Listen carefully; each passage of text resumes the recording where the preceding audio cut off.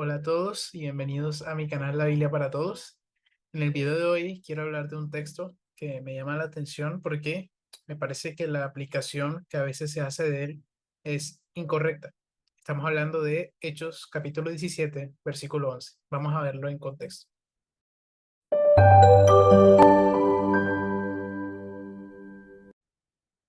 Este es el versículo en cuestión en Hechos capítulo 17, versículo 11. Estos eran más nobles que los de Tesalónica, hablando de las personas en Berea, pues recibieron la palabra con toda solicitud, escudriñando diariamente las escrituras para ver si estas cosas eran así. Ahora, la aplicación común que se hace de este texto, que a mi parecer es equivocado, es que básicamente debemos ser, ¿no? Y generalmente lo escucho así, debemos ser como los hermanos de Berea, es decir, debemos rectificar todo lo que oímos comparándolo con las escrituras. De tal manera que los creyentes en Berea son una especie de modelo para nosotros los cristianos ante la exposición de la palabra, ¿no? Entonces tenemos que estar con nuestra Biblia revisando que eso sea cierto. Ahora, el problema con esto, y lo repito, no es la idea, sino el texto que se usa para defender esa idea. Obviamente tenemos que rectificar lo que nos enseña, pero este no es el texto para decir eso. ¿Y por qué? Lo voy a hacer analizando el contexto en tres niveles.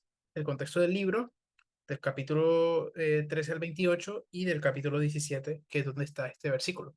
Entonces, en Hechos, ¿cuál es su propósito? Es básicamente presentar cómo Dios obra en la historia conforme a sus planes desde el Antiguo Testamento por medio de Jesús. Hechos es acerca del cumplimiento, cómo Dios ha cumplido sus promesas a Israel por medio de Jesús y por lo tanto de este Israel restaurado que se forma alrededor de Jesús. Hechos no es la invención de la iglesia, es más bien como la restauración de Israel, y esa restauración de Israel a la que los gentiles son incorporados es lo que llamamos iglesia. Entonces, la iglesia no es una innovación, sino es el cumplimiento de la palabra, de las promesas de Dios. Ese es el libro de Hechos. Ahora, el capítulo 13 al 28 se centra en Pablo. Del 1 al 12 es, digamos que los inicios del movimiento de Jesús en Jerusalén y zonas cercanas, con Pedro como el vocero principal, y luego del 13 al 28 es Pablo, ese vocero principal, hasta que llega a Roma y bueno, cierra el libro en el capítulo 28. Ahora, el capítulo 17 mismo, vamos a leerlo, los primeros versículos. Dice, después de pasar por Anfípolis y Apolonia, está hablando de Pablo y Silas, llegaron a Tesalónica antes de llegar a Berea, donde había una sinagoga. Y Pablo fue a ellos, estuvo discutiendo con ellos basándose en las escrituras. Eso lo subrayo porque es importante.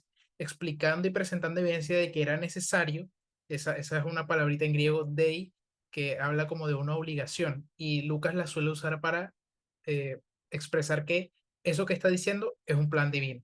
Por lo tanto, el sentido es de que era conforme al plan divino, de que el Mesías padeciera y resucitara entre los muertos, y diciendo, este Jesús a quien yo les anuncio es el Mesías. Y algunos de ellos creyeron y se unieron a Pablo y Silas. Esto pasa antes de ir a Berea. Predican en la sinagoga, este es el plan de Dios, esto es conforme a las escrituras, se convierten muchos. Ahora entonces, lo repito, ese es el punto, ¿no? Ese es el patrón constante conforme al libro de Hechos. Una y otra vez se nos presenta en el libro de Hechos cómo Jesús es el cumplimiento de las Escrituras. Desde el capítulo 2, donde Pablo dice, esta promesa es para ustedes y para sus hijos, por ejemplo. Capítulo 4, capítulo 5, todo el tiempo se nos está repitiendo que lo que está ocurriendo es el cumplimiento del plan de Dios desde el Antiguo Testamento. Ahora, luego de eso, en el versículo 9 al 10 se nos dice que ellos tienen que dejar la ciudad, hay un alboroto y demás, les toca irse de Tesalónica y llegan a Berea. Y este es el punto principal. Lucas dice en Hechos 17:11, que ya lo leímos, que los de Berea eran más nobles, es decir, tenían una disposición, una mayor disposición a escuchar el mensaje. Entonces, estos comprobaban con las escrituras si el mensaje de Pablo era cierto. Y estas personas no eran creyentes. Lo que hacen en el versículo 11 no es como creyentes, lo hacen antes de creer. Ellos eran judíos y estaban revisando con las escrituras si lo que Pablo estaba diciendo era coherente con la historia que contaba la escritura. Y por eso dice el versículo 12, por eso creyeron. Entonces, lo que Lucas quiere mostrar es que el mensaje de Jesús efectivamente es conforme a las escrituras. Y eso lo reconocieron judíos de distintas zonas. Es decir, esto no es un engaño, esto no es una innovación. Lucas está diciendo, este es el cumplimiento del plan de Dios. Entonces, no tiene nada que ver con cristianos revisando si lo que les predicaban era bíblico. No, era judíos rectificando si esta historia que Pablo les estaba contando era coherente con la historia de las escrituras y las promesas de Dios. Y miren lo parecido que es eh, el escenario en Tesalónica y en Berea. Ahí puso unos paralelos. Entran a la sinagoga, se basan en las escrituras, judíos, griegos y mujeres creen. Lo mismo pasa en Berea, y también, tanto en Tesalónica como en Berea, se van por la persecución. Entonces, Lucas está poniendo estos dos escenarios al lado, así, frente a frente, para mostrarnos que en ambos lugares se reconoce que el mensaje de Jesús es el cumplimiento de las promesas de Dios, es el cumplimiento de la historia de las Escrituras. Entonces, ¿cuáles, digamos que son las aplicaciones válidas? ¿Okay? Si no es, el punto no es, tenemos que revisar lo que nos predican así como los debería. ¿Cuál es el punto? Yo saqué aquí tres. El primero es que recordamos que el cristianismo no es una innovación, es algo que alguien se inventó de la nada y como muchas personas creen, no, en un concilio secreto vamos a dominar el mundo por esta idea, no. El cristianismo es el cumplimiento de las promesas de Dios. Seguimos a Jesús, seguimos al Mesías de Israel, al Mesías que cumple las promesas de Dios de Israel. Y ese es el segundo punto, que Dios cumple sus planes. Y eso lo hace por medio de Jesús y por medio de su iglesia. Y aprendemos también que Dios respalda a los suyos. Así como lo respaldó en Tesalónica, lo respaldó en Berea. Y esto me parece que es algo muy importante para nuestra manera de interpretar la Biblia. Leemos la Biblia buscando a quién imitar. Este personaje hizo algo bueno, entonces la lección que me llevo es, tengo que ser como este personaje. Y no es así. Toda la Biblia, el propósito de toda la Biblia es revelarnos el carácter de Dios. Cada vez que leemos una historia, no es, ok, ¿qué hizo este personaje para imitarlo? Sino, cómo este personaje me permite ver el carácter de Dios.